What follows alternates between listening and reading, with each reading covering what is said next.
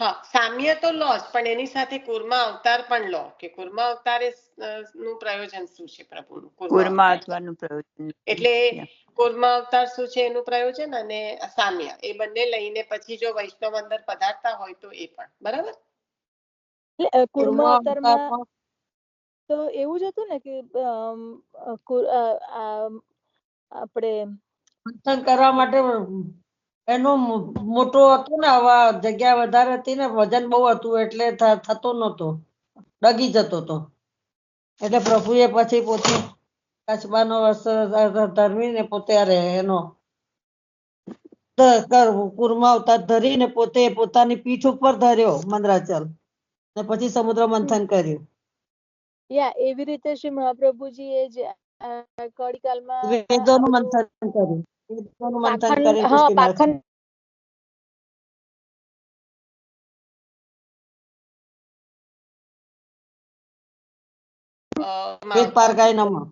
મુખ્ય લો શરૂઆત એનાથી કરો કે જેનાથી ક્લેરિટી તમને, કારણ કે કુર્મા અવતાર, ધન્વંતરી અને મોહિની ત્રણેય સરખા ડિરેક્શનમાં જઈ રહ્યા છે. એટલે ત્રણેયમાં જે જે આચાર્ય ચરણે કર્યું છે એ એક એક પછીનું રિફ્લેક્શન છે. એટલા માટે એવી રીતના લો કે મુખ્ય કયા કારણે કર્યું.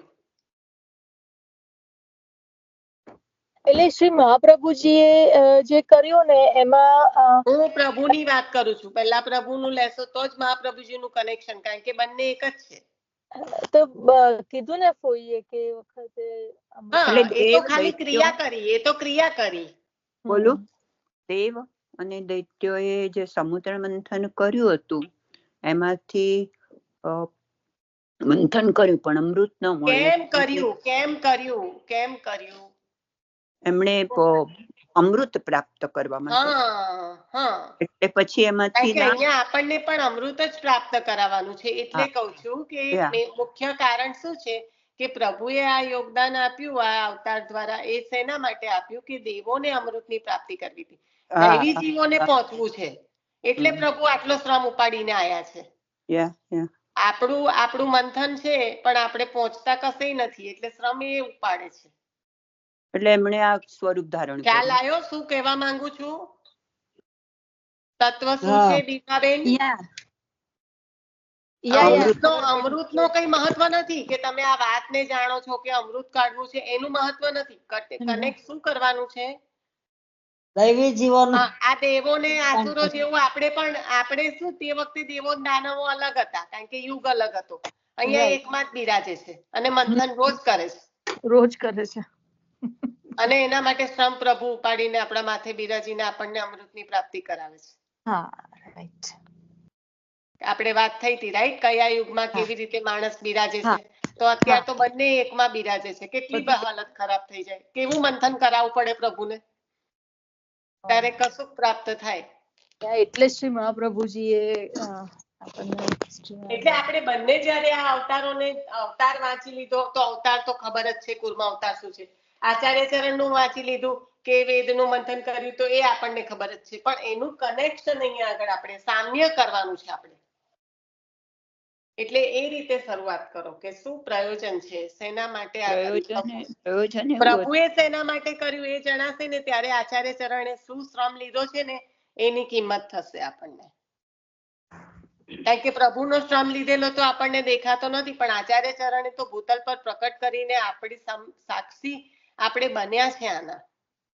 અહીંયા દેવ દૈત્ય આપણે જ છે, એટલે આપણને ખબર જ છે આપણે કોણ છે. પોતાની સૃષ્ટિ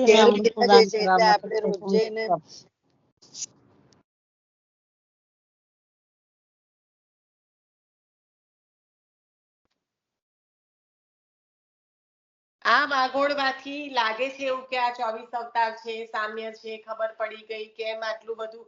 પણ આ વાગોળવાથી આચાર્ય ચરણના નામમાં, આચાર્ય ચરણમાં અનહદ પ્રીતિ થશે. રોજ જે હમણાં 3 દિવસથી મને એવું થાય છે કે હું જાતે વાંચી રહી છું તો પણ હું નામમાં અષ્ટોત્તર નામ કયું એ ભૂલાઈ જાય અને પછી હું સર્વોત્તમ ચાલુ કરું અને પછી મને પ્રભુ દ્વારા જ યાદી આવે. એટલે આપણે કઈ અત્યારે આ ભાગવતજીના 24 અવતાર કરી રહ્યા છે વારંવાર એવું નથી. આચાર્ય ચરણના નામમાં ઉત્તરો ઉત્તર પ્રીતિ વધે અને ભાવ ક્યારે વધશે? જ્યારે મહાત્મ જ્ઞાન થશે. મહાત્મ જ્ઞાન પૂર્વસ્તુ સર્વો અધિક સુદ્રઢ સ્નેહ. એ પણ આચાર્ય ચરણ માટે પણ એ જ કરવાનું છે. તો આપણા માટે પ્રભુએ શું શ્રમ ઉપાડ્યો છે? ચાલો હું મ્યુટ થઉં છું. આ છે ને આ પ્રોબ્લેમ થઈ જાય છે. અનમ્યુટ મારું રહી જાય એટલે પતી ગયું. હવે આચાર્યશ્રી નું જો આપણે એ કહેવાનું ને, આચાર્ય ચરણે આપણને એમનું સર્વસ્વ આપણને પધરાયું છે ને. એટલે કલિયુગના જીવો માટે જે એમ કે બહુ એમ કે દેવ અને અસુર જે જીવો હતા એમને પોતાના સ્વાર્થ માટે પ્રયત્ન કરતા હતા, ક્લેશ કરતા હતા. એમને વેદોની ખબર નહોતી, એટલે વેદોમાં એ લોકો વેદોમાં ના, તો સ્વાર્થ માટે નથી. સ્વાર્થ ક્યાં આવ્યો? અમૃત પ્રાપ્ત કરવા માટે. સ્વાર્થ એટલે ક્યાં? સ્વાર્થ જ કહેવાય ને એમનો. એટલે એમાં ત્યાં ભલે ભાષામાં એ વાપર્યું હોય, પણ કહેવાનો મતલબ કે દેવો ઉત્તમ વસ્તુની પ્રાપ્તિ કરવા ચાહતા હતા. જેવી રીતના આપણે ભક્તિ દ્વારા મોક્ષ અને મુક્તિની પ્રાપ્તિ કરવા ચાહી રહ્યા છે, એવી રીતે. એટલે અંદર ભાષામાં ભલે આપ્યું હોય, પણ મુખ્યતા એની છે કે એ લોકો પ્રાપ્ત કરવા ચાહી. કારણ કે એ જ અમૃત સુખદેવ મહારાજને આપવા ના આયા પાછા કે લો અમને કથા આપો ને આ અમૃત આપીને પરીક્ષિત રાજાને જીવાડી દો. ખ્યાલ છે ને?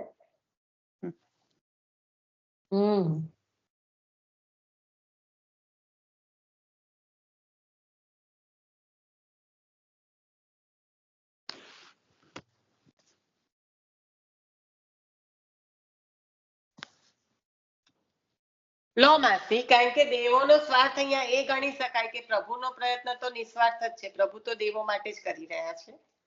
લો તમે જે લેતા હોય. એટલે શ્રી મહાપ્રભુજીએ પણ જે એમ કે વેદોમાં જે અમૃત મળે તેવું બતાવ્યું છે. એ ન જોતા જે પાખંડી લોકો હતા એમણે એનો અર્થ જુદો કર્યો હતો. એટલા માટે એમને વેદોમાં જે સારું છે, અમૃત છે, તે જોવા નથી મળ્યું. એટલે મહાપ્રભુજીએ પોતે મંગલાચર નું રૂપ લીધું અને વેદ પારગાય નમઃ એટલે વેદોને એની શ્રુતિઓના અર્થ એમણે સમજાવ્યા છે. અને એમાં મોટું એ હતું કે કલયુગમાં જે એમ કે જ્ઞાન, ભક્તિ, કર્મ અને જે સત્ય અને સારી વૃત્તિ હતી એમાં સદા જ પ્રભુ પરાયણ રહેવું એવું પ્રકટ કર્યું એમણે આના દ્વારા. એવી રીતે જીવન જીવવું જોઈએ એવું પ્રકટ કર્યું છે. એ મત્સ્ય અવતારમાં કર્યું.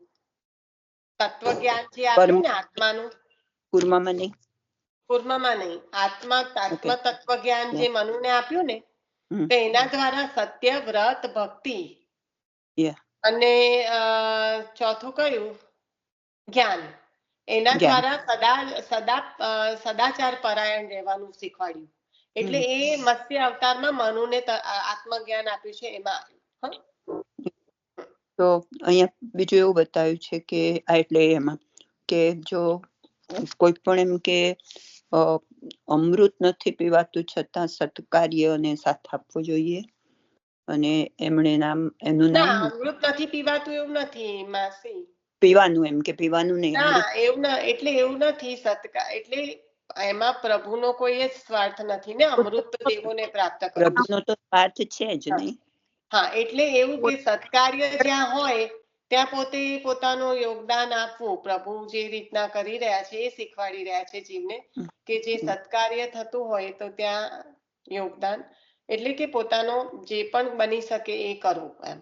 અને પ્રભુએ એના માટે શ્રમ લીધો, પોતાના માટે તો કઈ કર્યું જ નથી. અને બીજું હવે કે સત્કારીમાં સ્વાર્થ ન જોવો જોઈએ આપણે. એ અલગ વસ્તુ છે. અને અહીંયા પ્રભુ જે આપી રહ્યા છે અલગ છે. બે વસ્તુ અલગ અલગ છે. એક તો સત્કાર્યમાં સ્વાર્થ ન જોવો, એ એક અલગ વસ્તુ છે. અહીંયા શું કહી રહ્યા છે કે સત્કાર્ય જ્યાં થતું હોય ત્યાં પોતે જે પણ બની શકે એ કરવું.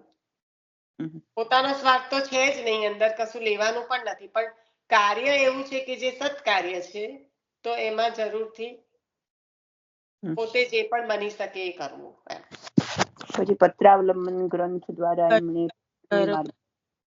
નાભિષને દૂર કર્યું, એમણે જે સર્જ્યો તો એ પાખંડી માર્ગ. પછી બીજું શું આવશે? બીજું તમે હે ધન્વંતરી અવતાર. ના પણ આ પૂરો થયો છે, હજી કઈ કહેવાનું હોય તો કહેજો એમ ને.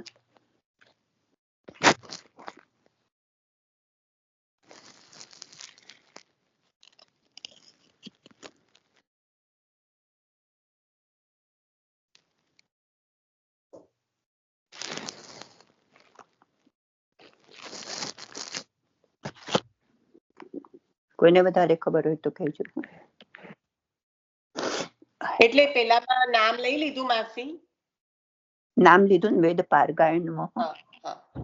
લઈ લીધું ને, નામની સમજ પણ આપી દીધી મેં કે પાખંડી લોકોએ જે વેદોના જુદા અર્થ કર્યા હતા, એને મહાપ્રભુજીએ વેદ અને શ્રુતિઓ, વેદની શ્રુતિઓ દ્વારા એના અર્થ સમજાવ્યા, અમૃત રૂપી પ્રગટ થઈને એના સાચા અર્થ સમજાવ્યા. સાચા અર્થ.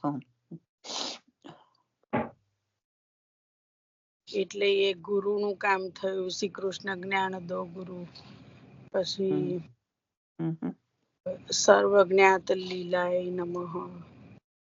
ના, સર્વજ્ઞાત લીલા કયા નામમાં આવ્યું? સર્વજ્ઞાત લીલા કયા નામમાં આવ્યું? હવે કહો, ચલો સરપ્રાઈઝ ટેસ્ટ. સર્વજ્ઞાત લીલા આવી ગયું છે, આપણે કયા નામમાં આવી ગયું? કહ્યું છે સર્વજ્ઞાત લીલા અતિ મોહન હોય એ ઋષભમાં આવે તો ઋષભદેવમાં. ઋષભદેવરાયમાં, બરાબર ને? અજ્ઞાત એટલે ઋષભદેવમાં. એટલે પોતાના જનોને પણ એનું ગમ્ય નથી. રાઈટ. આપ જયારે જતાવે ત્યારે ખ્યાલ આવે છે આપની લીલાનો. અને એમાં કોણ, કયા વૈષ્ણવ પધાર્યા હતા એક્ઝામ્પલ માટે?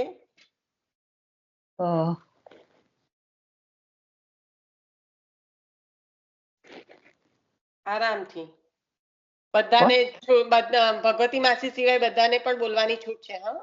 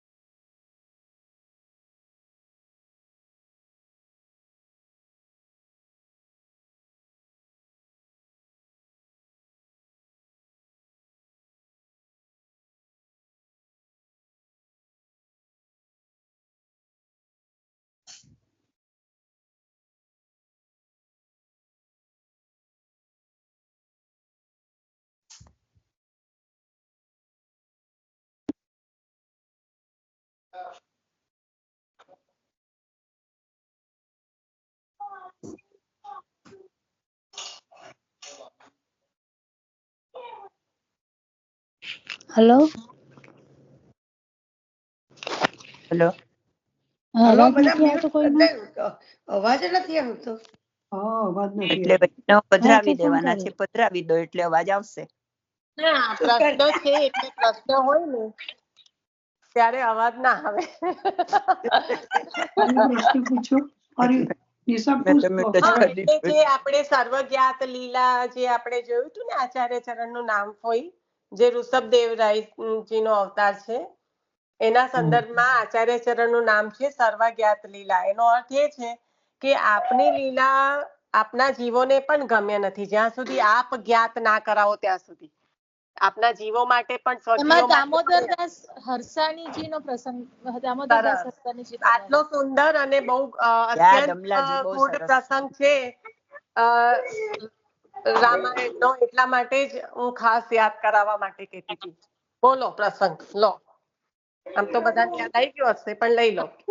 એમાં આપ શ્રી ચરણાથ પધાર્યા હોય છે, બરાબર ને? ચરણાટ જ ના, ચરણાટ નહીં, ચરણાટ નહીં.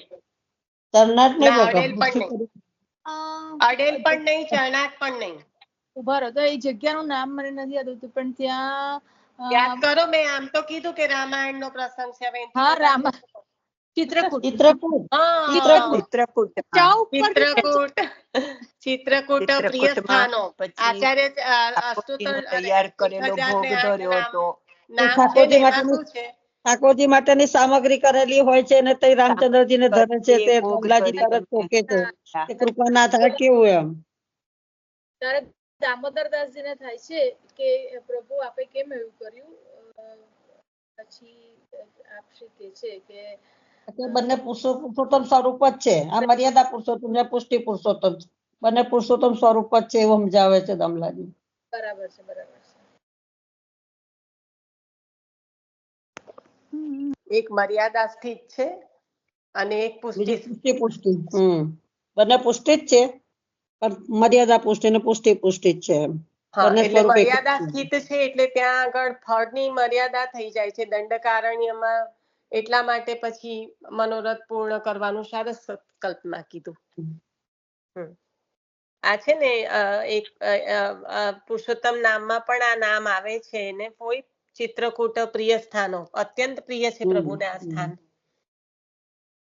દંડકારણ્ય પાવન્ય એટલે દંડકારણ્યમાં પાવન કરવા માટે પધાર્યા. હનુમાનજીને જ રામ સ્વરૂપે દર્શન આપ્યા હતા ને. હા,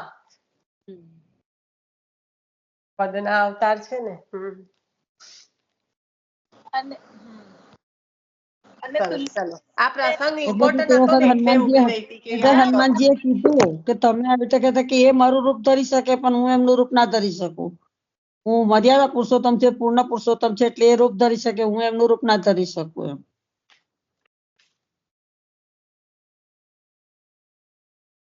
હનુમાનજી કે છે ને રામચંદ્રજી ને, તારે કે છે કે હું એમનું રૂપ ધરી ના શકું, એ મારું ધરી શકે.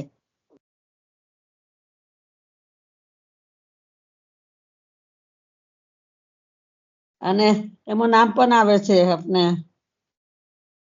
નામ રત્નાખ્યાનમાં પણ નામ આવે છે ને એમનું ગુસાઈજીનું. રઘુનાથજી કે છે ને તો તમારા મને નામ રત્નાખ્યાન છે ને આખું આવડતું નથી, પણ એમનું નામ આવે છે મને ખ્યાલ છે. હા આવે છે. રઘુનાથજીને મળવા માટે આવે છે ને આપણે તુલસીદાસજી તા કે તમારા સેવક આવ્યા છે, તમે એમને તમારા સ્વરૂપે દર્શન આપો. એટલે રામચંદ્રજી સ્વરૂપે રઘુનાથજી જાનકીજી સ્વરૂપે દર્શન આપે છે તુલસીદાસને. તુલસીદાસ કયા રામાયણ લખ્યું તે નંદદાસજીના ભાઈ. ત્યાર પછી પુષ્ટિમાં આવે. તુલસી મસ્તક જબ નમે તરે. હા હા, તે વખતે કે છે ને એ તો રૂપ ધરીને આપ્યું, પછી કીધું એટલે પછી એમને પછી તો પુષ્ટિ પુરુષોત્તમ જ થાય છે. એટલે ફરી બીજો જન્મ એમનો પછી પુષ્ટિમાં જ થાય છે અને રામદાસ તરીકે પ્રગટ થાય છે. અને એમને અડેલ છોડી કશે ગયા જ નથી, આચાર્ય ચરણના જ ગુણાનુવાદ ગાયા છે. એટલી અનન્યતા આવી અને આચાર્ય ચરણના સ્વરૂપમાં. એ રામદાસ જે એક મહિનો પદ્મનાભ દાસજી જોડે રહ્યા, એ જ રામદાસ કે બીજા? ના ના ના, આ તો કોઈ જોડે રહ્યા જ નથી. એ રામદાસ જુદા પાછા. આ તો તુલસીદાસના ભાઈ, નંદદાસજીના ભાઈ. હા હા, બરાબર છે, પણ 3 રામદાસ છે ને એટલે ખાલી પૂછું છું, કારણ કે એક ના, રામદાસ એમાં આ રામદાસનો ઉલ્લેખ જ નથી બેટા. બરાબર. આ તો જે રામાયણ તુલસીદાસે કર્યું ને તે વખત આ રીતે કહ્યું ને એટલે કે મને પુષ્ટિનો જોઈએ એમ હવે. એટલે પછી એમનો બીજો જન્મ રામદાસ તરીકે થાય છે ને, અડેલ છોડી કશે ગયા જ નથી, આચાર્ય ચરણના જ ગુણાનુવાદ ગયા. જે આ બધા કીર્તન છે ને ઝઘડિયાથી પોરાડે સુધીનો, એ બધા એમના કરેલા. વલ્લભના બધા છે. હા હા, હમ. યશોગાન માધુરીમાં જે છે ને બધા કીર્તન, એ બધા એ રામદાસ. તો આપણે આ નરસિંહ મહેતાનો આપણે આ એના પૂર્વજન્મની જ વાત નીકળી છે એટલે હું પૂછું છું કે જે નરસિંહ મહેતા ગોપાલદાસજી છે, નરસિંહ મહેતા એ ગોપાલદાસજી બરાબર? મુચકુંદ રાજા, પહેલા મુચકુંદ રાજા, પહેલા મુચકુંદ રાજા, પછી પછી નરસિંહ મહેતા, પછી ગોપાલદાસજી અને પછી દયારામભાઈ બરાબર? પછી દયારામભાઈ, એમના 4 જન્મ. એક બેનને હું કે કરું બોલો, મારું માને જ ના. માને જ ના કે મેં તો કોણ? ડભોઈની છું ને મને તો બધું જ ખબર છે. મેં કીધું બહુ સરસ, ચાલો તારે. ફરી બોલો કોણ? નિશાબેન, નામ ફરી બોલો ને. મુચુકંદ રાજા જેમને પ્રભુએ સ્વયં મુક્તિ અપાઈ હતી ને, જેના માટે મુચકુંદ રાજાને વરદાન હતું. હાલો મુચકુંદ રાજાને વરદાન હતું. તે પોતે સુઈ રહ્યા હતા, પણ પોતે એમ કે કોઈ જગાડે ને તો તે એમને જે એને દેખે ને ભસ્મભૂત થઈ જાય, તે એનો જન્મ એ થઈ જાય એમ. તો ઠાકોરજી જયારે પેલા કાલયવન થી ભાગ્યા ને, તે મુચકુંદ રાજાની ગુફામાં ગયા અને મુચકુંદ રાજાને પોતાનું પુતાંબર ઓરાડી દીધું. એટલે કાલયવન એવું લાગ્યું કે આગળ ઠાકોરજી જ હુતા છે એમ, એટલે લાત મારે છે ને જગાડે છે, એટલે પેલા ભસ્મીભૂત થઈ જાય છે. એ વખતે એમને એના લીધે જ કાલયવન ત્યાંથી ડરથી ભાગીને પ્રભુ આનો ઉદ્ધાર કરવાના લીધે જ પધાર્યા છે એ ગુફામાં મુચુકુંદ. હા, એટલે તો પધાર્યા હતા. હમ. એટલે તમને ઉદ્ધાર કર્યો, એટલે એમને માગ્યું. એટલે પછી નરસિંહ મહેતા થયા. પણ નરસિંહ મહેતા એ પોતે સમ બહુ કરાયો પ્રભુને હુંડી પોકારવાની, એટલે બીજા જન્મ ગોપાલદાસ થાય તો ગોપાલદાસ એટલે મૂગા થયા. પછી ગુસાઈજીનું ચરવિત મળ્યું, પછી પોતે વાણી ઉછરી, એટલે એ ગોપાલદાસ પાછા પુષ્ટિમાં દયારામભાઈ થયા. એ આપણા ડભોઈના.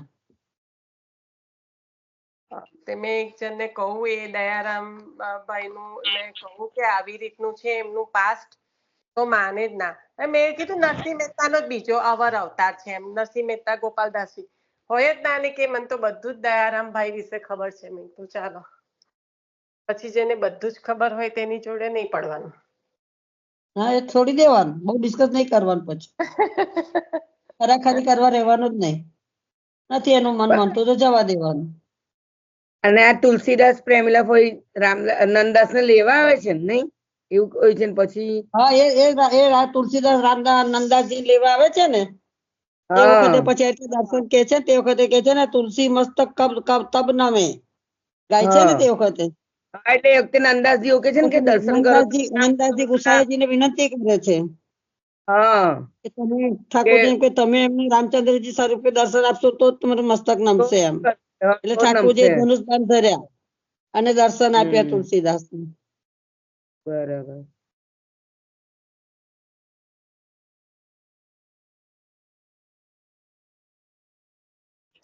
ચાલો આગળ ચાલો. લાલીબેન ખબર પડી ને, રિપીટ થઈ ગયું. હા, ખ્યાલ આવી ગયો.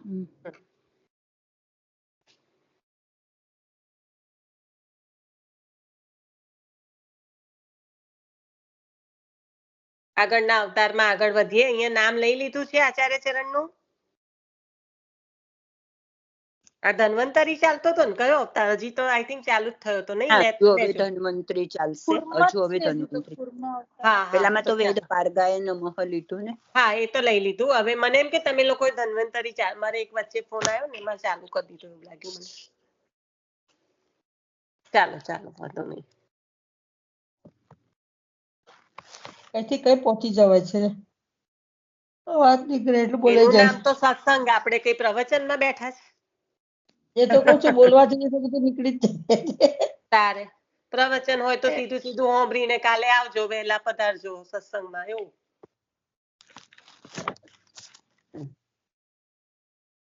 આ તો દારો ઘણી વખત આપણે વાત થઈ આપણી ગઈ. દુનિયામાં કેટલા બિઝી છે, એની સાથે ભગવાનને હું કામ જોડવાના અને સત્સંગને હું કામ જોડવાનો?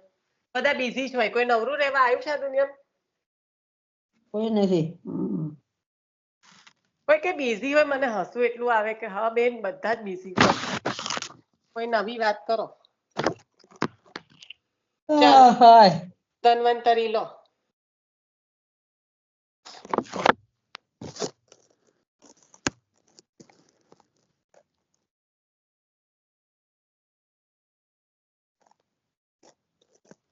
પેલો મોહિની નહીં બકા, પછી ધન્વંતરી આવે. મોહિની પેલો ના, પેલા ધન્વંતરી. કઈ અમૃત નીકળે પછી મોહિની બનીને મોહિની નારાયણ વેચવા જાય ને, ઉલ્લુ બનાવવા માટે દૈત્યોને. પેલું અમૃત તો નીકળે. ધન્વંતરી ભગવાન હમ. અમૃતનો કળશ લઈને પધારે છે ધન્વંતરી ભગવાન. હા, દાનવોને અમૃત વેચે છે. ભગવાન મોહિનીનું રૂપ લઈને. આયુર્વેદના પ્રવર્તક છે આ ધન્વંતરી. હજી મારામાં અવાજ બહુ ધીરો આવે છે, ખબર નહીં. તમારો તો અવાજ આયુર્વેદ મોટો સંભળાય છે. આયુર્વેદ પ્રણેતા છે એવી રીતના નામ આપ્યું છે. આ છે ને આપણને એટલે કહું છું કે એક એક સ્કંદ પણ કરો પુરુષોત્તમ નામનું. અત્યારે ભગવતજી ચાલુ છે ને એટલે એટલું બધું સમજાઈ જશે ને ત્યાં આગળ નામની અંદર. કારણ કે આમ ધન્વંતરી ના લખ્યું હોય, આયુર્વેદ પ્રણેતા છે એવું લખ્યું હોય. બોલો, પછી મોહિની એવું ના લખ્યું હોય, સ્ત્રી રૂપા એવી રીતે લખે. સ્ત્રી રૂપા માયા વક્તા એટલે મોહિની સ્વરૂપ કહેવાય. આવી રીતના નામ આવે. એટલું એટલું ઇન્ટરેસ્ટિંગ લાગે ને, આમ જાણે આપણે અંદર એ જ કર્યા કરીએ એવું લાગે. પછી ત્યાં એ નામમાં મોહિની સ્વરૂપમાં તો નામ ના આવ્યું એવું ના શોધવા બેસાય. કારણ કે નામ આચાર્ય ચરણે પ્રભુના આવી રીતે આપ્યા છે પુરુષોત્તમ નામ. તમને વચ્ચે વચ્ચે હું બોલ્યા કરીશ, કહેશો કે નહીં કહેશો એવી હાલત છે મારી. કરી અવતારમાં શ્રી મહાપ્રભુજીએ આ નામ આપ્યું છે, સ્મૃતિ માત્રાર્થી નાસનાય નમઃ. હા, સરસ. હા ફોઈ, મોડું બહુ ઘેર. સરસ નામ લઈ લીધું તમે. સરસ. કેમ એવું નામ આપ્યું ફોઈ? એમાં એની સામ્ય શું થયું? કેમ આવું નામ આપ્યું? ધન્વંતરી તો અમૃતનો પુંજ લઈને આયા ને આવું આચાર્ય ચરણનું આવું નામ કેમ આપ્યું? એટલે એક જ ધન્વંતરી મિનિટ ફોઈને પૂછું છું. દુઃખનો અને રોગનો નાશ એવા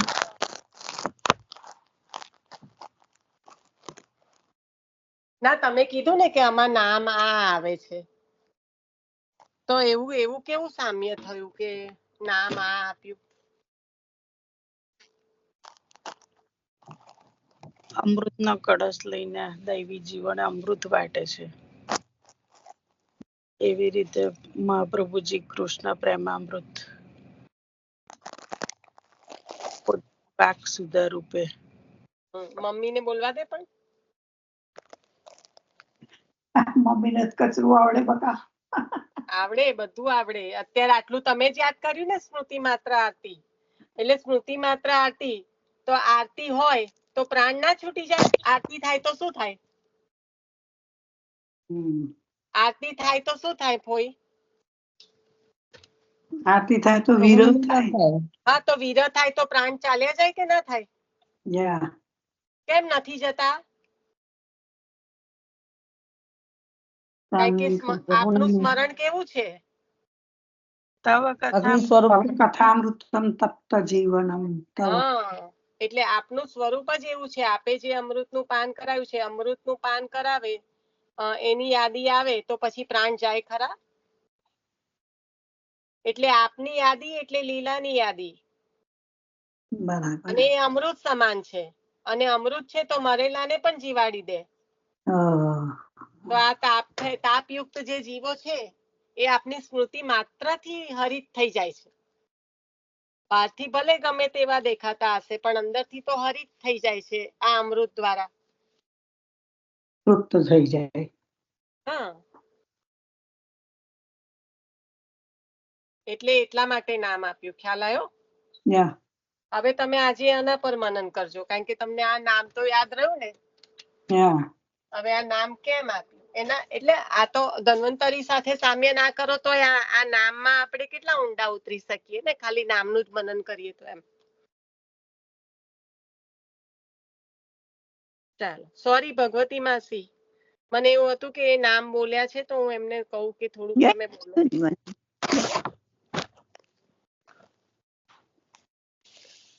હવે જે રહેતું હોય એ લઈ લો અંદર. એટલે એમાં દામોદરદાસ હરથાનીજીની ત્રિવિધ તાપ દૂર કર્યા છે એ આવશે, રાઈટ? હા, બરાબર છે. અને બસ પછી તો 3 તવ કથામૃતમ અને તપ્ત જીવનમ ગોપીઓનું. તમારા કથામૃત માત્રથી જ જીવન. દામોદર દાસ ના નહીં, સ્વકીય હા, એ ના. તો આપણે નામ તરીકે નહીં, પણ આપણે ખાલી એક્ઝામ્પલ થી જ લીધું હતું. એક્ઝામ્પલ. એ અંદર એવો કોઈ ઉલ્લેખ નથી, પણ આપણે ખાલી એક્ઝામ્પલ માટે લીધું હતું.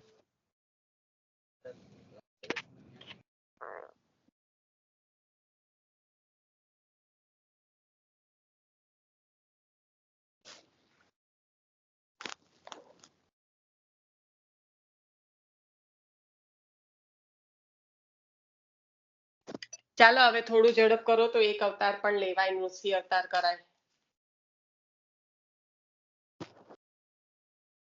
હવે મોહિની સ્વરૂપ લેવાનું ને મોહિની અવતાર આવે ને. હા હા હા.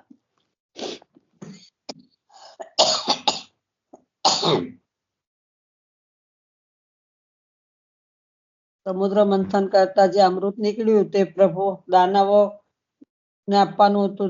દેવો લેવું તો દાનવો માંગતા હતા, તેવી રીતે અપાય ના એટલે પ્રભુએ મોહિની રૂપ ધારણ કરીને પોતે ધારણ કર્યું, પોતે આંટ્યું. તાર કે છે કે ઉપરનું પાણી એમને આપી અને જાડો રગડો તમને આપું એમ. એટલે પ્રભુએ દેવોને લેવડાવ્યું ને દાનવોને નીચે કરી કશું ના આપ્યું. પછી રાહુ ને કેતુ કે અમને ના મળ્યું એટલે રાહુ છે તે દેવોમાં બેહી ગયા. એટલે પ્રભુ ઓળખી ગયા એટલે પછી તે બે એક કર્યા એટલે રાહુ કેતુ બે ભાગ થયા રાહુના. પોતાના નેત્ર કટાક્ષથી દૈત્યોને મોહ પમાડે છે. હા, મુખ્ય આ છે. અને મહાપ્રભુજીનું વાકપતિ નામ આવશે, કારણ કે વાણીથી પણ એ પોતાના દૈવી જીવોને મોહિત કરે છે ને. અને એમાં પ્રયોજન બહુ સરસ હતું. જો કોઈને ખબર હોય તો કહેજો. હું બોલતી નથી. તમે લઈ લો ને. આટલું તો બોલાય માસી, પણ આ તો બધા ચૂપ થઈ જાય છે ને. આરાધ્ય સાંભળે છે ને એટલે હું તમને ના પાડું. નો પ્રોબ્લેમ. તો એવું હતું કે એનું પ્રયોજન એવું હતું કે બાહ્ય સ્વરૂપથી આપણે મોહિત નહીં થવાનું, લોભાવાનું નહીં.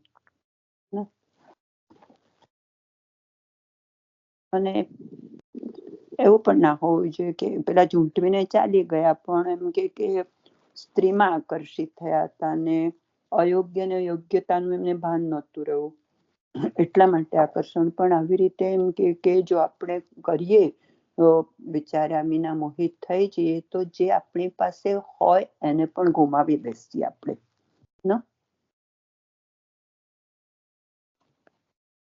પતન થઈ જાય. પતન થઈ જાય. બીજું કઈ ખબર હોય તો કહેજો. બસ આમાં તો એ જ છે. આમાં આઈ થિંક વૈષ્ણવ અને નથી વધારે. એવું હતું નિશા, આમાં એવું હતું ને, વિરુદ્ધ ધર્માશ્રયથી આપણે મોહ પમાડે, કારણ કે આસુરોને મોહ પમાડે ને. તો એમાં મને નામ નથી યાદ આવતું, પણ મહાપ્રભુજીનું એક નામ એમાં હતું કે એમના એ સ્વરૂપના દર્શન સ્વકીયો કરે તો શીતળતા મળે છે, અને એ જ દર્શન જો આવી રીતે બીજા આસુરી જીવો કરે તો એ તાપ ભાગે છે. ના, રોષદ કુપાત. શું? રોષદ કુપાત સંકુષ્ટ. જે એ દ્રષ્ટિ એમના પર જે એમના સ્વકીયોને જે રીત હણે છે તેને એ રોષ દ્રષ્ટિથી જુએ છે, એવું કહેવા માંગે છે હેતલ. મને નામ નથી યાદ, પણ એવું એટલે રોષદ કૃપાતમાં તો આવું આવશે, કારણ કે આપણે એ નામ કયા અવતારમાં આવી ગયું?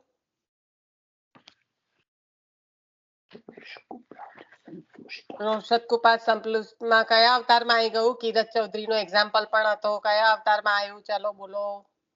હવે તો વાર્તાજી પણ મેં કહી દીધા. હા, હવે તો આવશે. નરસિંહ અવતારમાં. ના લા, હજી આવ્યો નહીં નરસિંહ અવતાર. ઉઠો હવે, જાગો ભોર ભાઈ. બોલો. વરા અવતાર. હા, વરા અવતાર. હા.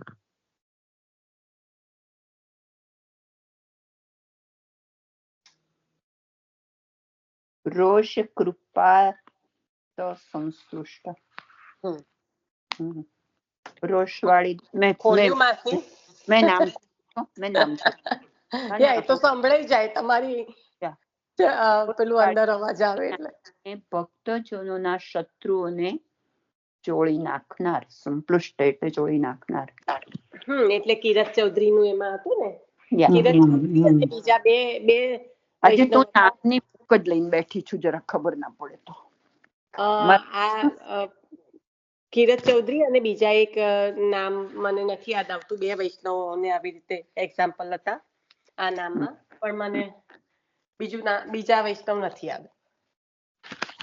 એમાંય આવું જ છે વિષ્ણુદૂતો અને એટલે પેલું કિરત ચૌધરી ને મારવા વિષ્ણુદૂતો એવો જ છે. બીજો એક્ઝામ્પલ પણ રાતે ઊંઘમાં મારે છે એને. હા, એ બીજા વૈષ્ણવ પણ આવો જ એક્ઝામ્પલ છે, પણ હવે નહીં યાદ આવે હમણાં, તો સવાલ જ નથી. એ જરાય દૂર દૂર એ જે સુધી યાદ નથી. ને આપણે આ કરતા હતા ને નામાવલી, તારે એ નતું યાદ આવતું બીજા વૈષ્ણવ. હા, આ તો મને દૂર દૂર સુધી આ યાદ ના. નથી આવવાનું. બગાડેલા કપડા પેલા મહાપ્રભુજીના સેવકોની ઉપર નાખે છે તે એ તો ડોકરી, એ નહીં, એ નહીં. એ આ નહીં. આ મને મોહિની અવતારમાં એ યાદ આવ્યું હતું. એ ડોકરી વાળો પ્રસંગ, પેલા કપડા નાખીને અપરસ છુવાવે છે ને તે. મોહિની અવતારમાં મુખ્ય એ આસુર વ્યામોહ લીલા વાળું આવે, કે જે આપે કરી આસુરોને મોહ પમાડવા માટે, કે આપ લીલા પધારી ગયા, પણ ખરેખર તો સ્વકીયો માટે તો આપ સર્વત્ર બિરાજમાન છો જ. ઉગ્ર પ્રતાપ પણ આવે ને બાપા, ઉગ્ર પ્રતાપ પણ આવે ને. એ તો નરસિંહમાં આવશે, નૃસિંહમાં. હજી બધા અવતાર બાકી રહ્યા છે, એટલે એટલે આપણે આવશે એમ કઉ છું. મને નિશા, નથી એક ખબર. નામ વિચારીએ, એક નામમાં વિચારીએ તો મહાપ્રભુજીના કેટલા બધા નામ અંદર કનેક્ટ થતા મળે છે. કનેક્ટ થતા મળે, અને રાઈટ કનેક્શન એ અત્યારે સામ્ય તો કરી રહ્યા છે, પણ એ સામ્યતાને સારી રીતે તત્વ એનું જે સમજવાનું છે એ સમજવાનું. કારણ કે આમ તો હવે આ નામ છે તો તમે ઉપરથી જુઓ તો એ તમે એક્ઝામ્પલ પણ જોઈ લો, વાર્તાજી પણ જોઈ લો, પણ મુખ્ય તત્વ શું છે, ત્યારે વલ્લભનો જે શ્રમ લીધેલું છે આપણા માટે, એનું આપણને રંચક પણ જ્ઞાન થાય અને આપણે આગળ વધીએ સેવામાં. એવું. ચલો હવે ખોલું પીડીએફ. શ્રી વલ્લભાધીશ કી જય. શ્રી હરિ શ્રી ગોપીજન વલ્લભાય નમઃ. વિજયતે શ્રી દ્વારિકાધીશ પ્રભુ. શ્રીમદ ભાગવત રસાસ્વાદ. સચ્ચિદાનંદ રૂપાય વિશ્વોત્પત્યાદિ હેતવે તાપત્રય વિનાશાય શ્રી કૃષ્ણાય વયમ નમઃ. શ્રી વલ્લભને હૃદયમાં પધરાવીને શ્રીમદ ભાગવતજીનું રસપાન કરીશું. શ્રીમદ ભાગવત રસાસ્વાદ, પ્રથમ સ્કંદ, તૃતીય અધ્યાય, પ્રભુની 24 અવતારની જે પ્રથમ સ્કંદમાં કથા છે, એમાં હરિરાયજી વિરચિત સકલ અવતાર શ્રી આચાર્ય ચરણની સાથે સામ્ય, એના પર પિયુષભાઈ પરીખના પુસ્તકમાંથી આપણે વાંચન કરી રહ્યા છીએ.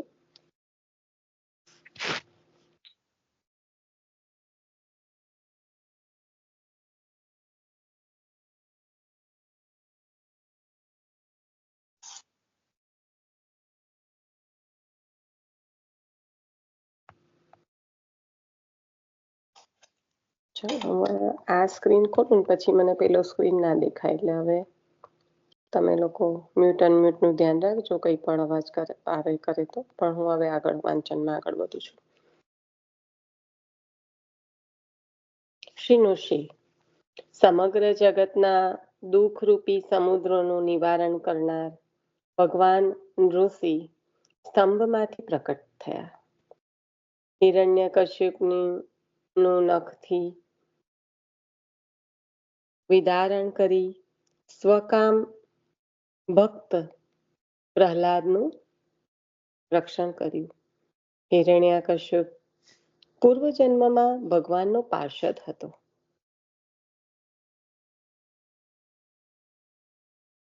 હિરણ્યાક્ષ એ હિરણ્યકશ્યપ એ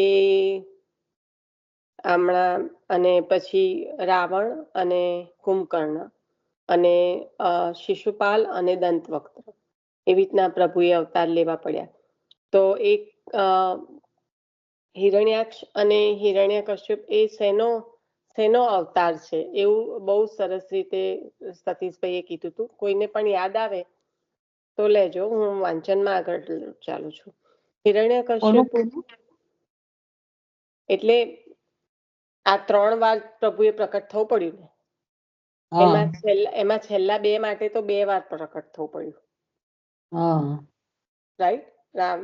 એટલે એમને એવી રીતે સતીશ કાકાએ બહુ સરસ રીતે સમજાવ્યું હતું, કારણ કે હિરણ્યાક્ષ અને હિરણ્યકશ્યપુ માટે આપે 2 વાર પ્રકટ થવું પડ્યું.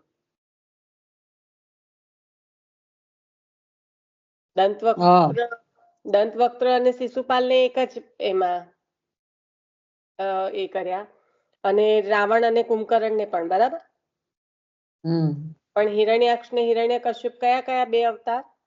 એક તો આપણે અત્યારે નૃસિંહ અવતાર લઈ રહ્યા છીએ, અને બીજો કયો? કોઈ તમને પૂછું? વરા અવતાર, રાઈટ? વરા અવતારમાં હિરણ્યાક્ષ નો વધ કર્યો ને.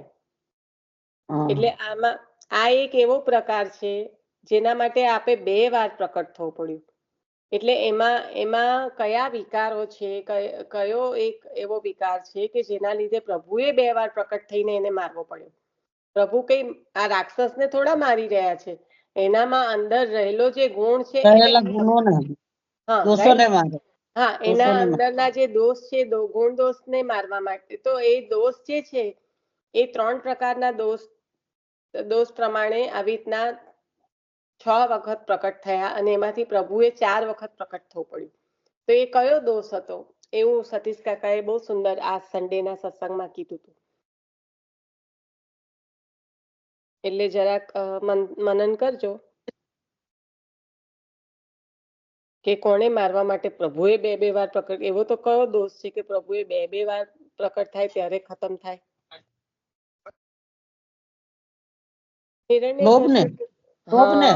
લોભ.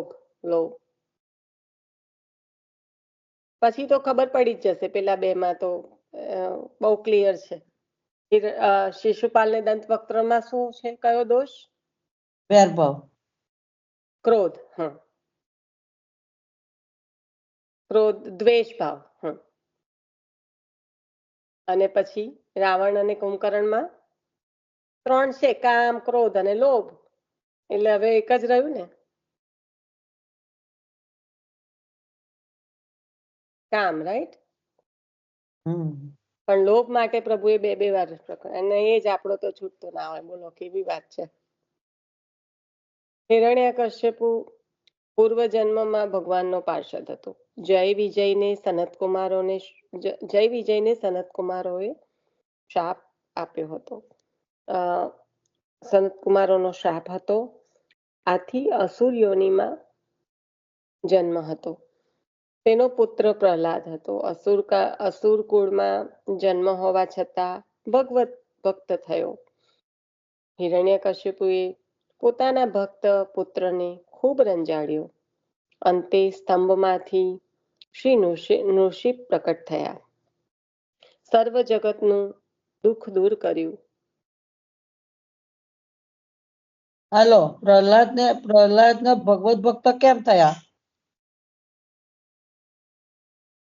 હા, ફોઈ કોને? પ્રહલાદ ભગવત ભક્ત કેવી રીતે બન્યા? એ જ્યારે એટલે માતા ભક્તો હિરણ્યકશ્યપ કયા દુને ઇન્દ્ર હરી ગયા હતા ને, ત્યાંથી છોડાવી લાયા ને નારદજી પોતાની પાસે રાખ્યા. તો નારદજીએ ભગવત ભક્ત પોતે ભક્તિનું દાન કર્યું, પોતે સત્સંગ કર્યો. તે કયા દુના ગર્ભમાં પ્રહલાદજીએ સત્સંગ સાંભળ્યો છે, એટલે ભગવત ભક્ત થયા. બરાબર ને? પછી જતું રહે, ભૂલી જવાય, એટલે બોલાય કહી દઉં. ના, બરાબર છે. અને પછી આપણે જયારે જન્મની કથા લઈશું ત્યારે પાછું બધું આવશે ડિટેલમાં. ના આવે, બકાવું ભૂલી જવાય છે, સમય યાદ આવી જાય. સારું થયું ને, બધું આપણે તો જે યાદ આવે ને એનું સ્મરણ કરતા કરતા જ આગળ ચાલવાનું. એટલે બોલી ગઈ બકા, મેં પૂછી લે. આજે કેટલું સરસ રાજાએ કેટલું સરસ કીધું તું આજનો રાજાનું શિક્ષાપત્રમાં, કે આપને કોઈને એવું લાગે કે આપણે જે અત્યારે મહાત્મા જ્ઞાનનું અત્યારે જે કરી રહ્યા છે પ્રભુનું વર્ણન, કારણ કે પરબ્રહ્મ અવતાર એના પરબ્રહ્મ સ્વરૂપે જ આપ તો પ્રકટ થયા છો સારસ્વત કલ્પમાં, જે આપણે જે પ્રભુની આપણે સેવા કરીએ છીએ. પણ આપણને આચાર્ય ચરણે શું આપ્યું? સર્વદા સર્વ ભાવેના ભજનીય વ્રજાધીશ. આપણને વ્રજાધિપતિનું જ સેવા કરવાની છે. તો તો એવું કેમ કહ્યું? એની પાછળ કેટલું બધું આપણે જાણીએ છીએ કે આપણા પ્રભુ સર્વ સામર્થ્ય છે. આપણે જાણીએ, ના જાણતા હોય તો આપણને જાણવાનું બી કીધું છે. આપણને એવું નથી કીધું અજ્ઞાન રહેવાનું. આપણને આચાર્ય ચરણે જ આપ્યું છે કે મહાત્મ જ્ઞાન પૂર્વસ્તુ સર્વો અધિક સુદૃઢ સ્નેહ એ ભક્તિ.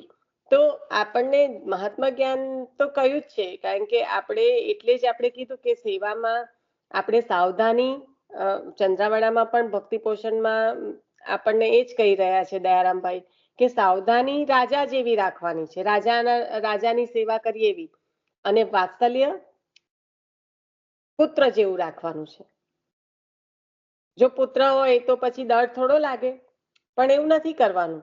જ્યારે આપણે સેવામાં હોઈએ ત્યારે વાત્સલ્ય ભારોભાર અને એની સાથે સાથે સાવધાની પણ ભારોભાર. સાવધાની કઈ રીતે કે જો રાજાની સેવામાં ભૂલ થશે તો રાજા દંડ કરશે. અત્યારે અહીંયા દંડનો ભય નથી. કેમ નથી? કારણ કે ત્યાં વાત્સલ્ય પણ ભારોભાર છે. પણ એનો મતલબ એવો નથી કે સાવધાની નથી રાખવાની. સાવધાની હાટી દુર્ઘટના ઘટી. હા, બસ.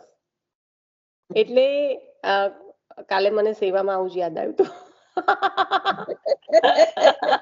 મેં કીધું હું રોડ પર હોય એવી રીતે હું વિચારું છું, પણ હવે મને આવું જ યાદ આવી ગયું.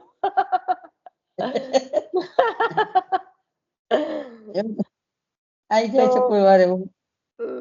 તો જે રાજાનું કહેવાનું તાત્પર્ય હતું એ હતું કે ઘણીવાર કોઈ આમ તો કોઈની સાથે ચર્ચામાં પડવું જ નહીં, જેવું સ્ટાર્ટિંગમાં ફોઈએ કીધું કે જે ના એ કરતું હોય એનામાં નહીં પડવું. પણ કોઈને પણ એવું લાગે કે ઓ તમારા કૃષ્ણ કઈ અલગ છે, ઓ તમે દ્વારકાધીશ મથુરાધીશ એમનું પણ બહુ સરસ એક્ઝામ્પલ આપ્યું, કારણ કે લીલાની આખી દ્વારકાધીશ પ્રભુની જે એ છે એ અલગ જ છે.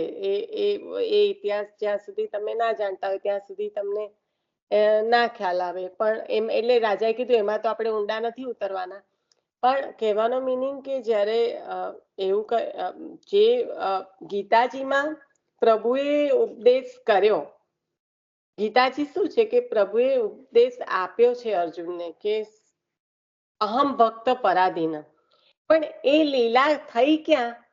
અહમ ભક્ત પરાધીન વાળી લીલા થઈ ક્યાં? વ્રજમાં. વ્રજમાં. અને એ વ્રજાધિપતિને આપણે ભજવાના છે. એ તો અમરીશ રાજાને કીધું ને, અમરીશ રાજા જયારે એ દોડ્યા એની પાછળ સુદર્શન ચક્ર ઋષિ પાછળ, તો અમરીશ રાજાને માટે કીધું, બચાવ કર્યો ને, તો ઠાકોરજીએ કીધું ને કે જેને તમે અપરાધ કર્યો છે એની પાસે જાઓ, મારું શા માટે? હું તો ભક્તને વશ છું એમ. હા, એટલે ભક્તને વશ પ્રભુ છે એવું પ્રભુએ ત્યાં પણ કહી દીધું કે અહમ ભક્ત પરાધીન. પણ પ્રૂવ ક્યાં આગળ કર્યું છે? એ લીલા ક્યાં કરી છે? બીજી કોઈ જગ્યાએ નહીં, વ્રજમાં કરી છે. વ્રજમાં જ કરી. અને એ પ્રભુને આપણે સેવ્ય ભજવાના છે, એ સેવ્યને આપણે ભજવાના છે. એટલે આપણે આમાં કોઈ અન્યાશ્રય કે કોઈ તમારા ભગવાન અમારા ભગવાન જુદા એવી કોઈ વાત જ નથી ચાલી રહી. એ જે તત્વ આચાર્ય ચરણે જે આપ્યું છે, આપણે લૌકિકમાં પણ જોઈએ ને, આજે રાજાએ પણ બહુ સુંદર રીતે કીધું, પણ આપણે જો આપણને, અને એનો બારોબાર એક્ઝામ્પલ ભરત રાજાનો જે આવે છે જન્મ પ્રભુએ લીધે કરીને બતાવ્યું, એના પર જ બેસે છે કે આપણે લૌકિકમાં પણ જો કોઈ નાનું બાળક હોય, કોઈ બીજાનું પણ હોય, પણ જો એટલું સુંદર હોય અને આપણને જો એની સાથે આનંદ આવતો હોય તો આપણું મન વારે વારે ત્યાં ખેંચાય કે હું આ બાળકને ક્યારે રમાડું. એનું જે લાવણ્ય છે એ કેવું છે, એની લીલા છે, એ બધું આપણને અષ્ટછાપ સખાની વાણીમાં. આપણે કીર્તન કેમ લેવાના?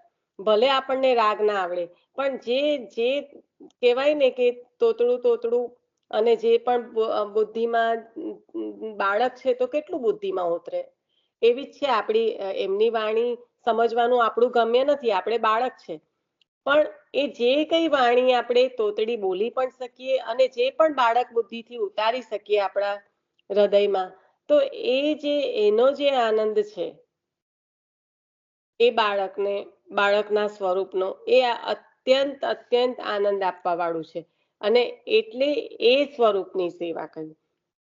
કોઈ લૌકિકમાં જો કોઈ બાળક પ્રત્યે આટલો બધો સ્નેહ થઈ જતો હોય, તો પછી આવી રીતના અલૌકિકમાં આ બાળક છે જેનો આટલી બધી લીલાઓનું અવગાહન થાય, આટલા બધા ગુણાનુવાદ થાય, તો એમાં વાત્સલ્ય ઉત્પન્ન થતા શું વાર લાગે? ભરત રાજા છે તો હરણનું બચ્ચું જ જોયું છે અને મોહ પામી ગયા છે. એટલે આ જે બાળ ભાવ, સખા ભાવ, માધુર્ય ભાવ, જે વ્રજાધીશ, જે વ્રજમાં પ્રભુએ લીલા કરી, પછી વ્રજમાં થી આપે ઉદ્ધવજીને મોકલ્યા છે. જ્યારે આપણે વ્રજમાં જઈએ ને ડિસ્ટન્સ જોઈએ તો એવું લાગે કે ઓ પ્રભુ અહીંયા પાછા પધારી શકતા ને, કેમ નહીં પધાર્યા હોય? સામાન્ય બુદ્ધિથી વિચારીએ તો એવું લાગે. તો એ જે સદાય બિરાજે જ છે, સદાય બિરાજે જ છે. એટલે તો એ લોકોને બહાર ના જવું પડ્યું પ્રભુને શોધવા. ગોપીજનોએ કીધું ને અમે ઉદ્ધવજીને તો બતાવ્યું કે જો આજે મારી મટકી ઉઠાઈ આપી હતી, એ કોણે ઉઠાઈ હતી? તો પછી આજે મારા માખણ કોણે ચોર્યા હતા? એટલે પ્રભુ જેવી રીતના આસુરવ્યામો જે બીજા છે એમને એવું લાગે છે કે ચાલ્યા ગયા, જે સ્વકીય છે એમના માટે તો પધારેલા જ છે. સદાય બિરાજે જ છે.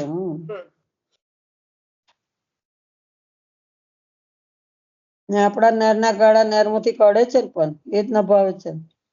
હા, અને આ જે કીધું અને સેવા છે, સેવામાં જે જ્યારે સંયોગમાં છીએ ત્યારે વાત્સલ્ય ભાવ છે, અને જ્યારે સ્મરણ કરીએ છીએ ત્યારે કયા ભાવથી કરવાનું છે?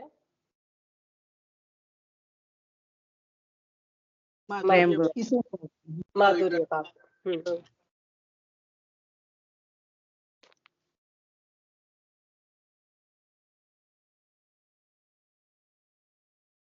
ચટાઈ બનાવનાર જેમ નખથી ઘાસને ચીરે તે પ્રકારે નૃષિએ પોતાના નખથી હિરણ્યકશ્યપની છાતી ચીરી નાખી. આ હિરણ્યકશ્યપનું અહીંયા પૂર્ણ થયું.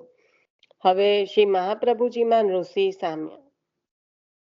શ્રી વલ્લભ ચંપારણ્યમાં એકાએક અગ્નિકુંડમાંથી પ્રકટ થયા. દૈવી જીવોને અજ્ઞાન રૂપ દૈત્યો દુઃખ દેતા હતા. શ્રી વલ્લભના પ્રમાણરૂપ સદવાક્યો આપ શ્રીના નખચંદ્ર જેવા છે. તેથી અજ્ઞાન રૂપ દૈત્યોને વિદારી દીધો, નિજ ભક્તોની રક્ષા કરી. આપ શ્રી ઉગ્ર પ્રતાપ છે. આપ શ્રીના તેજ સામે કોઈ રહી શકતા નથી. માત્ર પુષ્ટિ જીવોને જ શરણાગતિ મળે છે. પોતાના તેજથી અન્ય તેજને શાંત કરી દેશે. આ તેજથી વાલંકોટના રાજાને રોગમુક્ત કરાવ્યો હતા. અહીંયા ઉગ્ર પ્રતાપાય નમઃ. પેલો જે રાજા હતો ને, આ વાર્તા છે ને, કે એના જેવું પેલું કઈક એ બનાવી દેવાનું, પૂતળું બનાવી ત્રણ સ્વરૂપે સંધ્યા કરીએ છીએ તે બતાવે છે ને કાર્ડ. કાળે બધા એમની પાસે જઈ નતો શકતા, જે જાય તે એક આંગળી કરે તો બધા સમજ ના પડે, બધા પાછા આવે. કે દાન કોણ લઈ શકે? દાન કોણ લઈ શકે? આચાર્ય ચરણે કીધું કે આવી રીતે 3 વાર એમ કે તમે 3 વાર સંધ્યા કરીએ છીએ, અમે તું 1 વાર કે અમે તો 3 વાર સંધ્યા કરીએ. ત્યાર પછી દાન અપાયું. સોનાનું પૂતળું બનાવીને દાન આપવાનું કે છે. પછી આમાં કૃષ્ણદેવ રાજા પણ આવે ને, કૃષ્ણદેવ રાજાનો પણ પ્રસંગ આવે. કૃષ્ણદેવ રાયનો પ્રસંગ છે ને શાસ્ત્રાર્થમાં વધારે સૂટ થાય છે, કારણ કે અહીંયા એમાં પણ બધાને અગ્નિ સ્વરૂપ લાગ્યા. મારા મામાએ કીધું તો બધાને સ્વરૂપ દર્શન કરતા મોહિત ના કયા? સ્વરૂપના દર્શન કરતા જેવા એન્ટર. મામાએ તો ના પાડી હતી બ્રહ્મને આવવા ના દઈશ, નવા બ્રહ્મને એમ. પણ એ બધા જ અંજાઈ ગયા કે ના, આ તો કોઈ બીજું જ સ્વરૂપ છે, આ તો કોઈ બીજું સ્વરૂપ છે કરી બધા અંદર ઉભા ના થઈ ગયા. આખી સભાઓ બધી તેજ સ્વરૂપ. હા, તે સ્વરૂપ નહીં, એમનું અગ્નિ સ્વરૂપ દર્શન ના થયા બધાને રીતે. મને તારું તું વાંચીને તારું યાદ આવે, પછી આજે બોલાઈ જાય છે, જોડે જોડે કહી દઉં મેં કીધું, પછી ભૂલી જાઉં છું. સત્સંગ બોલવા માટે જ છે, મ્યુટ રહેવા માટે તો કોઈ સુઈ ગયું હોય તોય ખબર ના પડે મ્યુટ હતો. એટલે પછી તું ફરી કાલે પૂછીશ તો પછી તેગડે યાદ નહીં આવે કશું. અત્યારે આવી જાય, વાંચે તેગડે યાદ આવી જાય તો કહી દઉં પછી. એટલે કાલે હવે મનન કરવાનું, એટલે યાદ આવશે. તો ઉગ્ર પ્રતાપાય નમઃ. અહીંયા આ નામ છે આપનો, જે ઉગ્ર પ્રતાપ. એટલે હેતલ તું 2 નામ કહેતી હતી ને, કે જે ભક્તોને શાંતિ દેવા કરવા વાળું છે અને એને જે એ આમાં આવશે. હા કે હેતલ તું જે કહેતી હતી તે એક નામ તો આવી ગયું. જો તને એપ્રોપ્રિએટ લાગતું હોય તો હજી તું વિચારજે પછી. એટલે આ અગ્નિકુંડમાંથી પ્રકટ થયા છે ને જીવોને જે અજ્ઞાન રૂપ દૈત્યો દુઃખ દેતા હતા. આમાં દૈત્યો એટલે કોઈ તલવાર લઈને તો લડવા આવતું નહીં, પણ આપણી અજ્ઞાનતા જ આપણી દુશ્મન બની જાય છે. એટલે કે એક એક એક એક શબ્દ પર જ્યારે ધ્યાન આપો ત્યારે તત્વ સમજાય. હિરણ્યકશિપુ એ દૈત્ય હતો અને પ્રહલાદને રંજાડતો તો એ ફિઝિકલ મટીરિયલ વર્લ્ડમાં દેખીતું હતું. અહીંયા આપણને દેખાતું નથી એટલે અજ્ઞાન રૂપ દૈત્ય કહ્યા. કારણ કે આપની અજ્ઞાનતા જ આપણા પતનનું કારણ બની જાય છે. એટલે આપણા માટે હિરણ્યકશ્યપુ કોણ છે? તો આપણી અજ્ઞાનતા. પણ એ જે અજ્ઞાન રૂપ દૈત્ય રંજાડતા હતા, દુઃખ દેતા હતા, એના માટે શ્રી વલ્લભ પ્રકટ થયા અને શ્રી વલ્લભના પ્રમાણરૂપ સદવાક્યો આપશ્રીના નખચંદ્ર જેવા છે. એટલે કે જ્ઞાનનો તેજપુંજ પ્રકાશિત હોય એવી રીતના છે આપના સદવાક્ય. એટલે એના દ્વારા આપે અજ્ઞાન રૂપ દૈત્યોને વિદારી દીધા, એટલે કે નાશ કર્યા અને નિજ ભક્તોની રક્ષા કરી. તો સામ્યતા આ રીતે લેવાની છે. વલ્લભ નખચંદ્ર સટાબીના એટલે આપની આપ શ્રી ઉગ્ર પ્રતાપ છે. આપ શ્રીના તેજ સામે બીજું કોઈ રહી શકતું નથી. માત્ર પુષ્ટિ જીવોને જ શરણાગતિ મળે છે. પોતાના તેજથી અન્ય તેજને શાંત કરી દે છે. આપના તેજ પ્રકાશ આગળ બીજા બધા તેજ શાંત થઈ જાય છે. આમાં તેજનો મતલબ જ આ કે અગ્નિ. આમ જોવા જાય ને તો પહેલાના જે શબ્દોમાં બધા બોલતા હતા તો તેજ એટલે અગ્નિ. આપણે પંચમહાભૂતનું પણ વાત કરીએ તો એવી જ રીતના બોલાય, તેજ જ બોલાય. આ તેજથી વાલંકોટના રાજાને રોગથી મુક્ત કરાવ્યો હતો. અહીંયા નામ પૂર્ણ થાય છે. મેં વિચાર્યું હતું કે આજે 24/24 થઈ જશે તો સારું. મેં બહુ ડિસ્ટર્બ કરું જ નહીં. તમને એવું લાગે છે? વચ્ચે બોલાઈ જાય તો કાંઈ ના, તો આગળ પછી તરફ મને બોલાઈ તો જાય. કેવું લાગે, કે હું તો ક્યાંથી ક્યાં જઉં છું. પણ મને એવું કઈ નથી લાગતું. મને એવું કઈ લાગતું જ નથી. અટકાવી પડે તને એટલે મને એવું થાય કે પનવતી કરી જતું રહે પછી વાત મગજમાંથી આવેલું એવું ને. ભાઈ તમે બધા દીન લોકો, ડિસ્ટર્બ મને કઈ કરો? સત્સંગ કરો છો એમ. ના, તમે બધા દીનતામાં એટલા અગ્ર છો કે તમે આવી દીનતા વાપરો, જ્યારે મને કઈ એવું લાગતું જ નથી કે હું આવું બધું કરું છું. કારણ કે એઝ લોંગ એઝ આપણે સત્સંગ કરી રહ્યા છીએ, વાગોડી રહ્યા છીએ, ત્યારે પછી દીનતા હોય પણ એક પ્રમાણપૂર્વક વાપરવાની. અત્યારે સત્સંગ કરી રહ્યા છે આપણે તો અહીંયા આગળથી બોલવાનું આગળથી કહેવાય જાય છે એમ કોઈ બીજા બોલે તે પણ સત્સંગ કર્યો કહેવાય. બધાને યાદ કરાવો છો તમે. કોઈ મારા તો અમુક કારણ કે મને તો આ બધી દીનતા સમજમાં જ નથી આવતી. કદાચ હું તો બહુ વધારે પડતી પેલી ઉપરથી ઉછળતી છું એવું લાગે છે મને તમારા લોકોની આગળ જોઉં છું તો. ના મને તો અત્યારે કોઈ દર્શન કરવા જતું હોય ને કે હું જઉં છું તો હું એવું ના કહું કે ઓ મારા દંડવત કરજો. મારે મારા પ્રભુના જ દંડવત, મારા પ્રભુની જ સેવા કરવાની છે. તો મારે કોઈ બીજાને એવું કેમ કેવું પડે કે તમે મંદિર જજો, મારા વતી દર્શન કરજો, મારા વતી તમારા પ્રભુને દંડવત. અલા ભાઈ, તમારા પ્રભુ મારા પ્રભુ, મારા માથે બિરાજતા એ જ મારા, જઈ હોય તે એ જ મારા જ હોય. એ પોતાના છે, મંદિરના સાર્વજનિક છે બકા. અને મંદિરમાં જવું તોય મને તો મારા પોતાના દર્શન થવા જોઈએ. બસ તો એ બરાબર છે, એવું જ કે છે. ના, એટલે કહું છું કે આટલી બધી દીનતા મને નથી આવડતી. બધા કે છે સત્સંગ કરો છો એમાં સવારમાં કઈ ટાઈમ બગાડવાનો? રાજા પ્રસંગ જે છે ને એ યાદ નથી આવતો. લે જરી. ના, લઈ લે. હવે વાંચન કરજે. ચાલ, એક આપણો ટાઈમ થઈ ગયો છે. તે નથી ખબર ને નથી યાદ. તું લે જરી કે. એ પેલું એક આંગળી કરે છે ને પછી બધા ડરીને જતા રહે છે, પછી પૂતળું બનાવે છે. કાળ કે છે.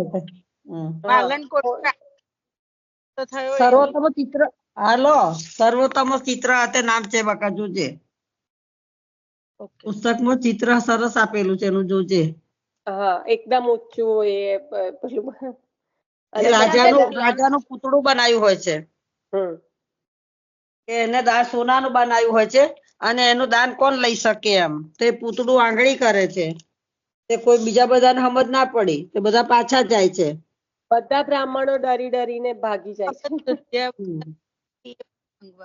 પછી આચાર્ય ચરણે આમાં ગયા ને તો પેલા કાળે એક આંગળી ઊંચી કરી આચાર્ય ચરણે 3 આંગળી ઊંચી કરી એટલે કાળ સમજી ગયો કે આ છે તો કે તમે એક વાર સંધ્યા કરો તો અમે 3 વાર કરીએ છીએ ત્યાર પછી એ દાન પૂતળાને કાપ્યું અને બ્રાહ્મણોને દાન કર્યું કારણ કે એ રાજાને આપે ને એ દાન કરે ને તો જ રાજાનો રોગ દૂર થાય એવું હોય છે હવે યાદ આવ્યું નીતામાં નામ ચિત્ર હાથે છે બકા એ રાજાનો કોડ મટે છે એવું આવે છે ને એમાં ના એવું કઈક ના કોડ એવું કઈક હતું ખરું જો કે દર જ છે કઈ બીજું રોગ મુક્ત થવા માટે એવું હોય છે રોગ છે કોઈ દેવીલા માસી આ તમે હમણાં પ્રસંગ લીધો ને હા તો તમે શું કહેશો આ તમે અમને શીખવાડ્યું કે તમે અમને ડિસ્ટર્બ કર્યા તમે જવાબ યાદ કરાયું હા તમે જવાબ આપો તમે યાદ કરાવ્યું ને તો તમે અમારી સાથે સત્સંગ કર્યો એવું કહેવાય બરાબર છે બરાબર વૈભવીબેન ઘણી વાર તો હું આટલું ફાસ્ટ બોલું તો મને એમ લાગે મારા કમ્પેરમાં તો બધા કેટલા ડિસિપ્લિન છે ને કેટલા દિનતા વાળા છે ઠાકરની થાળીમાં અલગ અલગ સામગ્રી પીરસી છે અને આપણે સામગ્રી ભેગી કરીને એક થાળી બનાવવાનો પ્રયાસ કરીએ છીએ આમાં બધું આવી સારું મીઠું તીખું ફીકું જે બોલો બધું આ થાળીમાં છે એટલે આપણે હવે એ બધું નહીં બોલવાનું કે હું આમ એના કરતા આપણે થાળીમાં શું પીરસી શકીએ છીએ ઘણા તો એવા વૈષ્ણવ હશે કે જે થાળીમાં કશું નથી પીરસી શકતા તો શું એમને કશું મળતું નહીં હોય આ થાળી પીરસી એમાંથી સ્વાદ તો એમને મળતો હશે ને ના અને તો કેવું કે આ અત્યારે ચાલતું હતું તો મારે ભગવતી માસી ઉભા રહો આમ એવું પછી બહુ આમ મારાથી કેટલા મોટા છે મારા મમ્મી સમાન છે પણ એ વખતે પછી મને એવો વિચાર ના આવે કારણ કે મારો એવો બીજો કોઈ કહેવાનો ઈરાદો નથી હોતો એટલે પછી હું આઈ જસ્ટ લેટ એનો વાંધો નહીં પણ પછી છે ને મને ભૂલી જવાય બકા એટલે પેલો એમ થાય કે કહું તો એમ થાય કે ચાલ આવે કે ના એવું નહીં બોલ્યા કરવાનું કે મારથી બોલાઈ જાય છે ને એવું બધું નહીં કરવાનું નિશાબેન હા બોલો નિશાબેન પ્રેમિલાભાઈને કહો તમે અમારા સિનિયર છો તમારી પાસેથી અમારે બહુ શીખવાનું હોય એટલે તમારે તો વિચારવાનું જ ના હોય કે હું વધારે બોલું છું જો નીતાબેન બોલે હવે સમજી જજો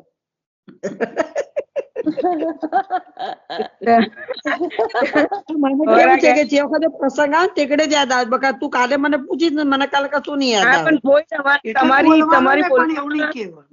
એવું નહીં તમે જે બોલો છો ને તમારા ઘરડા માણસ યાદ આવે છે અમને તો તમે બોલો છો તો સારું લાગે છે પછી તો શું કામ ઘડી ઘડી એવું બોલો છો તમારા માટે તો બધું ઘરડા પા ના કહો ઓ બેન એ સખી એમને ઘરડા ના કહો એ તો યંગ છે પ્રમીલા એવું નહીં એ લોકોની યાદી આવી જાય છે એમ કારણ કે આવે છે કેવું કે આપડા મોટા જે બધું વાંચતા હતા અને બધું કેતા હતા એવું કઉ છું બરાબર ચાલો આશરો લેશો એટલે હું મારી જગ્યા છોડું મેં લઈ લઉં છું તમારે પણ આજ લેવાનું કે ભાઈ કોઈક દિવસ આપણે કેવું પડે આજે તો થાળીમાં બધી દિવસની સામગ્રી સ્વાદ સરખા ના રાઈટ કોઈ દિવસ મીઠું વધારે પડે તો કોઈ દિવસ મરચું વધારે પડે ને કોઈ દિવસ હળદરે વધારે પડે તો હવે એવું બધું વિચાર ના કરાય કે આપણે શું બોલીએ અને શ્રવણ કરવાનું છે હું નહીં વિચારતી ને વિચારું તો સુધરું એવી નથી સ્વાદ લેવાનું આવે ને કે સ્વાદ આગે એના જેવું છે ના મને એવું નહીં દિશા મને પહેલેથી કોઈ સત્સંગમાં હોય વાંચે ને તો તરત જ મને બધું તેકડે યાદ આવી જાય શું કહો છો હંસા આંટી મેં તો તું મરચું વધારે નાખે તો અમને બધું રેકોર્ડ થાય છે કેન્સલ કરો ભાઈ, કેન્સલ કરો. કઈ વાંધો નહીં, હવે ઇટ્સ ઓકે. આપણે પણ વાતો કરીએ ને, વૈષ્ણવો સાથે મળીને સત્સંગ કરીએ છીએ. યા. ચાલો આશરે આશરે લઈ પતિ લઉં બેન? હા લઈ હેલો, લો. તમે લઈ લો. વલ્લભાધીશ કી જય. રડઈન ચરણન કેરો